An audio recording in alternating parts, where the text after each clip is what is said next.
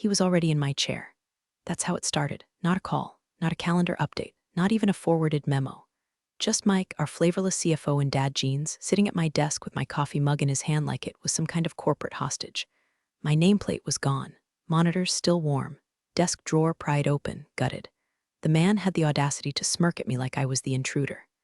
"Allison," he said without standing, reassessed some overhead. I stood there in my heels, arms full of printouts from the postmortem I just ran on the Southeast servers. You know, the ones that survived a full 0-day hit because I'd written my own firewall rules, ones no one else knew about. I just saved them from a multi-million-dollar breach, and he was calling me overhead. "I'm not overhead," I said, dead calm. "I'm the bones. Without me, this place folds faster than your weak chin during an audit."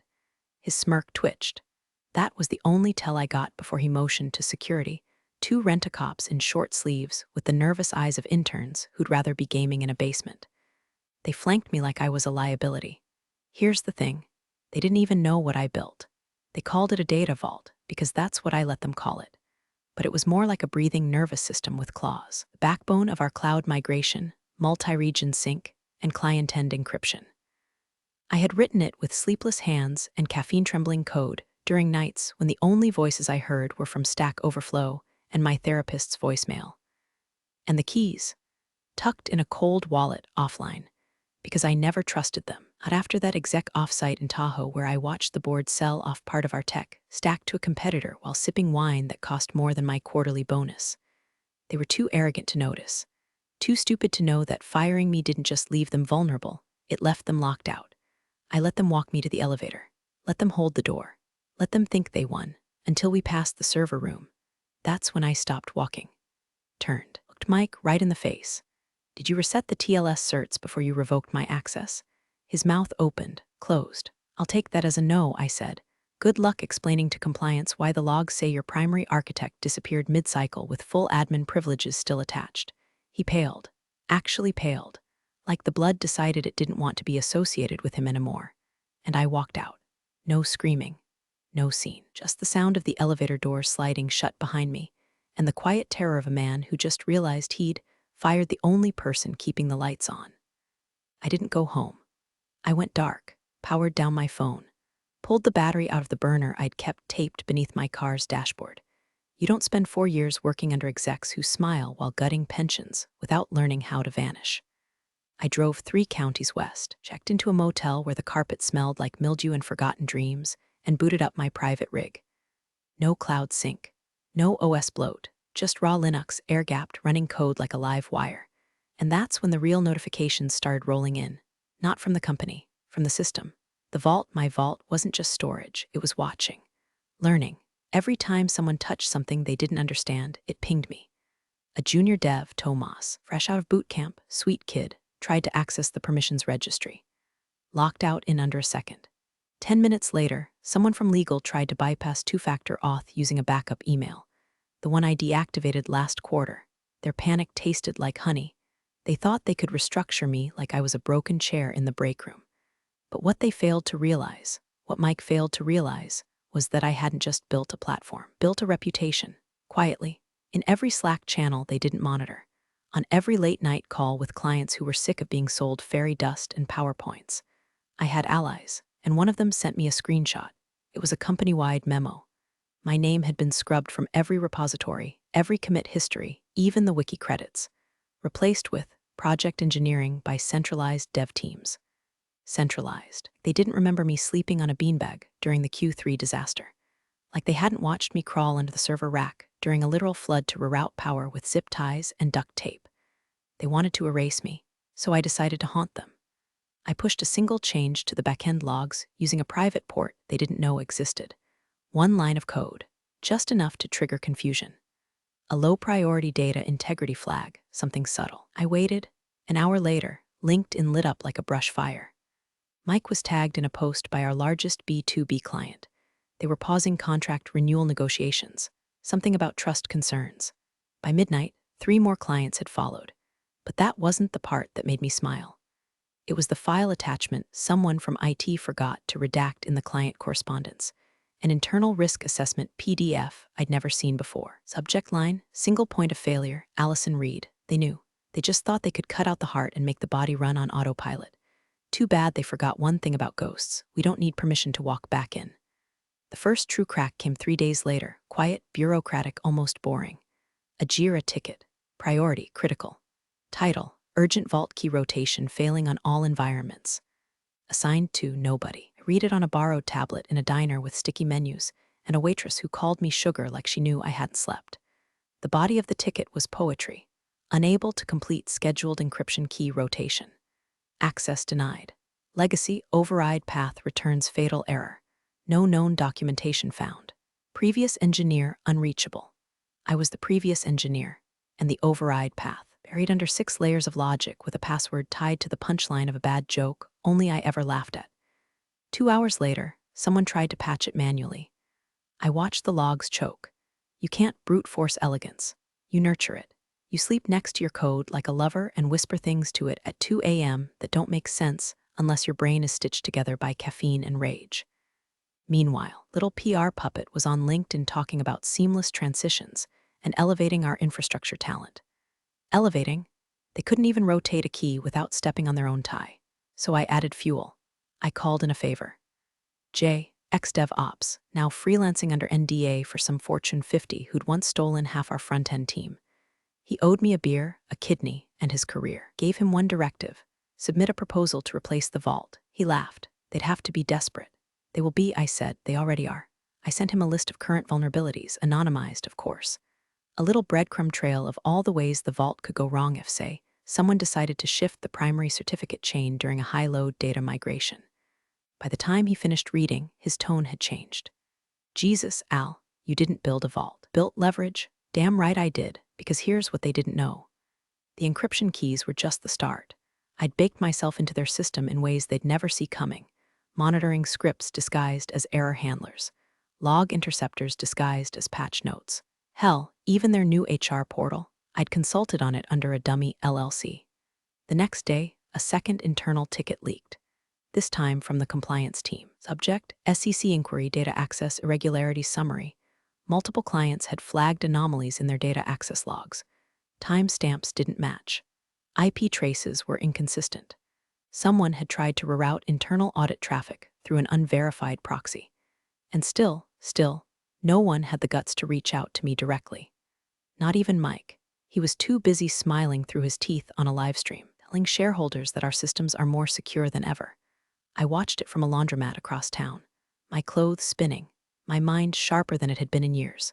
Because the more he spoke, the more it became obvious. They hadn't just underestimated me. They'd handed me the detonator, gift-wrapped in arrogance and blind faith, and I hadn't even pushed the button yet. It was Friday when they finally broke protocol. 6:47 p.m., to be exact. Long after the C-suite cockroaches scuttled off to their Teslas and martini dinners, a name popped up in my Proton Mail inbox. Sarah T., Senior Infrastructure Lead, not someone I knew well, a competent second stringer, smart enough to survive, cautious enough not to ask why the sky was turning orange. Subject line, can we talk off record? I stared at the screen like it was ticking. This was the moment I'd been waiting for, not applause, not revenge. Validation, that the machine knew it couldn't run without the girl who built the engine in the dark. I replied with 3 words, you have 10. We met in a bookstore cafe, the kind with more plants than books and lattes named after Greek deities. She was already there, tapping a chipped cup, eyes darting like she expected a drone strike. Her voice shook less than I thought it would. I didn't vote on the termination, she said. I didn't even know until the morning after. Save it, I said. Not here for absolution. No. She pulled a flash drive from her purse and slid it across the table. They're planning a system-wide migration to a third-party vault by end of quarter. Jay's proposal is on the shortlist. Yours isn't mentioned once. Of course it wasn't. They think they can erase you. But they've made too many shortcuts. They skipped the dependency map, skipped the override triggers, even recompiled one of your scripts without validating the salt. I blinked. Recompiled Evangelist Pi? She nodded. That was suicide. Mike thinks the board will back him if he shows enough progress by the next earnings call, she added. But they're already on edge. One more outage, one more breach, and they'll gut the whole leadership team. That's when I saw it, the real reason she was here. You want to be CTO, I said. Her silence was a confession. And an opportunity. You want to play hero, I said, sipping my coffee. Let's give them a villain. The deal was simple. I would not come back, not as consultant, not as savior. but I'd let her ride the storm to the top if she handed me everything. The migration files, the risk audits, the real internal emails, especially the ones with my name in them, blacked out like a national secret. She hesitated. They'll know it came from me. No, I said. They'll think it came from Mike. Because by Monday morning, going to accidentally forward a document to the wrong address, with his own metadata stamped all over it. And that's exactly what happened. The board received an anonymous email chain containing financial projections tied to fictitious cost-saving headcounts, a buried compliance audit warning of unresolved encryption, risks a deleted draft memo titled, Risk Strategy, if Allison pushes back. That one hit like a gunshot. Within 24 hours, Mike's calendar was wiped. His LinkedIn profile went dark. No goodbye, no farewell donuts, just evaporation. But the fallout? Oh, we were just getting warmed up. Because someone somewhere tried to restore one of my ghosted subsystems. And that, poor bastards, triggered protocol RED47, an automatic lock, a looped script, and a very loud, very public alert that went straight to our largest client. Unverified backend access attempt detected. Safe lockdown initiated. Please contact system architect. The contact email? Mine. Signed, in a flourish of irony, former overhead. Monday morning, 8:03 a.m. My inbox exploded like a cheap lithium battery. 17 flagged messages. 6 from legal, 4 from compliance. 1 from the client, our largest enterprise account, the one that paid for Mike's private golf instructor, and half the exec bonuses last fiscal year. Subject line on theirs was just one word: unacceptable. The body was worse. We were not made aware that your core encryption system was architected by a now terminated, unconsulted party, nor that said system includes autonomous fail-safe triggers tied to unauthorized override attempts. This violates sections 4, 6, and 12 of our SLA. Please advise before noon, or we begin the formal review process. Translation: lawsuit incoming. Knew that would get their attention. But what came next was beautiful. Sarah looped me in via a misdirected Teams invitation. A live call, internal, emergency tier. No one knew I was watching. It was chaos. One exec's kid could be heard screaming in the background. Another guy was unmuted and breathing like a deflated air mattress. And there, at the center of it all, was Angela, our shiny, perfect new interim CTO. The charisma of expired dental floss and the posture of someone who just realized the volcano was already mid-eruption. I thought we had an updated architecture map, she asked, voice brittle. A compliance manager replied we did, until this morning when it disappeared. We think someone purged the mirrored backup. Angela, from where? Pause. Compliance. We don't know. We can't trace the access signature. It's not in the credential registry. It was never going to be. Designed that shadow port with a nested encryption seed keyed to an image hash of my mother's wedding ring, something no one in that room even knew existed. Then someone on the call dropped the phrase that made my week. Is she doing this? Angela stiffened. We have no evidence. Another voice chimed in, soft, male, probably legal. But if she is, should we be negotiating? I nearly choked on my oatmeal. Negotiate. They wanted to bargain with a ghost. Same ghost they publicly fired, erased, scrubbed, blacklisted. The same ghost who once held their entire AWS deployment in her hands like a wire puzzle. That's when I decided to stop watching. I closed the call, sat back, and activated the final breadcrumb. Not a breach, not a ransom, just a reminder. A timed packet sent to their archived internal newsletter system. An old one, mostly dormant, used only for internal morale boosts and birthday shoutouts. That Monday afternoon, every employee, all 1,482 of them, got a blast email from VaultCore System Digest. Subject line, built by a ghost. Maintained by fools. And the body, a single sentence, encryption fails where ego thrives. No links, no hacks, just that. And the response was instant. Reddit caught wind of it, then Twitter, then Hacker News. Suddenly, we're trending under hashtags like #VaultFail and #overheadmyass. And that's when I got the call. Blocked number, I answered anyway. Allison, said the voice. It was him, the CEO, the one who shook my hand when I signed on, smiled at me like I was family, then nodded silently when HR slid the knife. He sighed, a long, defeated sigh. Then he said, "What do you want?" I didn't answer. Not yet, because when you've already been erased, only thing sweeter than revenge is silence before the storm. I let him sit in that silence for 6 full seconds. 6 seconds where he probably imagined every nightmare scenario: class action lawsuits, regulatory audits, investor exodus, CNBC panelists calling him incompetent in a suit. Then I said, "Tell me, Paul, How does it feel to lose control of a system you never understood? He didn't answer that. Couldn't. Instead, we'd like to make this right. Quietly, discreetly, I almost laughed. You want discretion now. After you dumped me like spoiled shrimp and let Mike sanitize my existence out of your company history. Allison, please, we're under pressure. Investors are, stop. I wasn't interested in groveling. I was interested in leverage, and I already had it, so I gave him terms. I don't want my job back. I don't want an apology. I want the following in writing. By noon tomorrow, a signed acknowledgement from the board crediting me as sole architect of VaultCore infrastructure. A severance package retroactively adjusted to executive-level exit terms. And most importantly, I want the company to adopt Jay's external migration proposal. That last one hit him like a brick. That's outsourcing. No, I said, that's survival. It's the only thing that'll convince your clients that you're finally thinking like a real company instead of PowerPoint cult. He stammered. He hedged. I hung up. Because here's the truth, Paul didn't have time. The logs were already leaking. Internally, teams were panicking.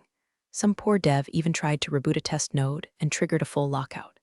I hadn't activated every trap, but I'd left just enough breadcrumbs to make the system snarl if the wrong hands touched it. And now, it were all the wrong hands. Sarah messaged me 2 hours later. They're scrambling.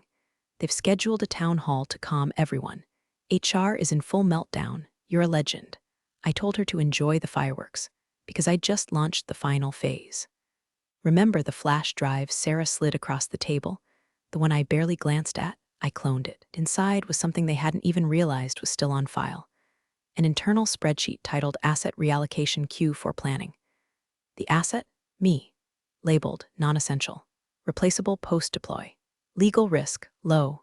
Tech dependency, to be reduced via silent code merge. They'd planned my deletion like a software patch, so I shared that spreadsheet anonymously to every woman in tech forum I'd ever contributed to, free org that fought for equitable treatment in STEM, and one very well-followed journalist who'd once been fired for being too emotional after calling out her VP. By midnight, the story had a hashtag. Hash code erased by morning, it was front page on Tech Pulse. And by the time the company held their town hall, the CEO wasn't on camera. He'd resigned, effective immediately. Angela, our cardboard cutout CTO, lasted 6 hours longer. Walked out mid-call when someone in the chat dropped a bombshell. A screenshot of her Slack messages mocking overpaid engineers who think they're irreplaceable.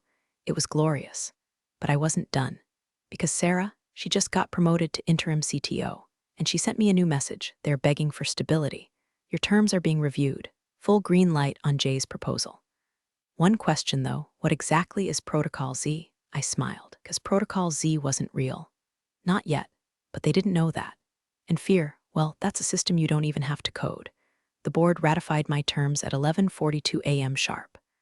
I got the scan in Sarah's handwriting first, her signature next to a line that finally spelled my name right above a corporate seal that used to make me nauseous. But not today. Today it looked like an artifact in a museum of bad decisions. Full acknowledgement of authorship. Retroactive executive severance. Jay's proposal approved unanimously. Oh, and one more line added in red ink. Any future system changes shall be preceded by direct consultation with the original architect. I was back in the building, but only in shadow. Exactly where I wanted to be. That afternoon, Sarah invited me to watch the emergency client call. I said no. Instead, I sent her a final deployment patch. One, something quiet, useful. A fix for the SSL choke they'd triggered when trying to mirror the vault without permission. It wasn't revenge anymore, it was control. I had rewritten the script, literally and metaphorically. They could run the show, sure, but I'd built the stage. Then came the apology, not Paul, not Angela. They were gone, ghosts in the company Slack graveyard. It was from the new board liaison, a woman I'd never met. Clean blazer, corporate tone. Allison began on behalf of I closed it. Didn't care, because that's not what mattered anymore. What mattered was what happened after. My inbox flooded with messages from women, engineers, sysadmins, architects across every time zone. Some anonymous, some bold, all saying the same thing, thank you. They did this to me too. You showed them what happens when the ghost fights back. Even Jay texted, you lit a bonfire. Want to light another? I told him to hold that thought, because the last loose end hadn't wriggled free yet.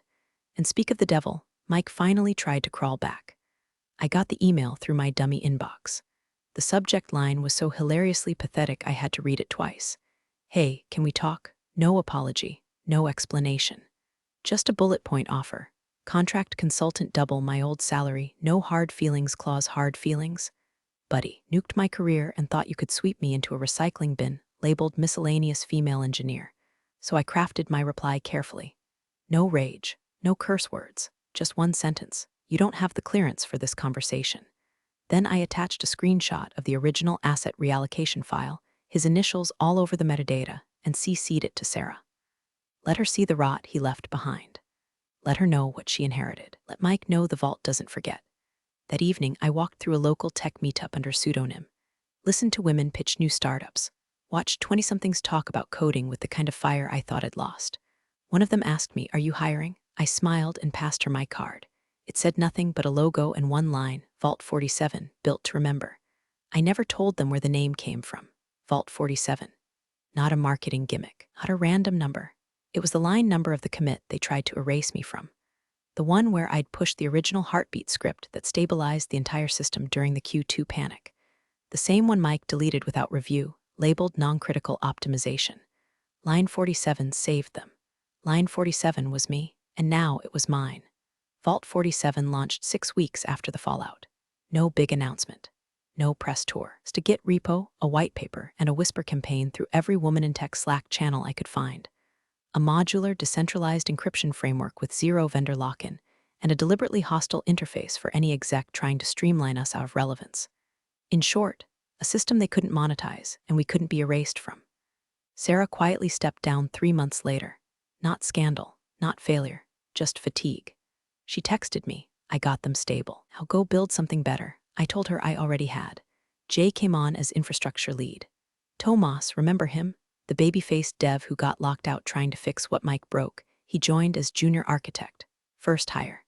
I let him pick his own title. He chose Firewall Whisperer. We even got picked up by a nonprofit org that wanted to fund secure tools for whistleblowers. Because apparently, once you burn the system down, people trust you to build something that doesn't explode. I got offers, sure, money, titles, equity, from the same people who once blacklisted me. One investor called and said, "You've made your point. Now let's get you back on the corporate ladder." I told him I don't climb anymore. I cut the ladder, melted it down, recast it into a vault that remembers every woman they tried to replace. As for the company, they limped on. New leadership, PR spin, security overhaul. Their name still shows up on dark web audits. Not for breaches, but for stupidity. They're a cautionary tale now. At conferences, I see the looks. I hear the murmurs. The ones who say I overreacted, that I should have walked away quietly. But you know what I think? They expected me to ghost. I became haunted history instead, because overhead isn't the cost of doing business. It's the cost of forgetting who built the damn business in the first place. And now, they never forget me. Because every time Vault 47 boots up, it echoes one simple line through the logs. Initialized by Allison Reed line 47, system integrity, intact.